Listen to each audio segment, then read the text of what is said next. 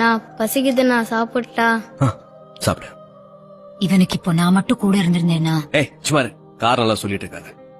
உங்க சந்தோஷத்துக்கு பெத்து போட்டு போயிருவீங்க. அனாதை வளர்றது எவ்வளவு கஷ்டம் தெரியுமா? பாரு பசி பிச்சை எடுக்குது. என்ன அவசரம்? எதுக்கு செத்து தொலைஞ்ச?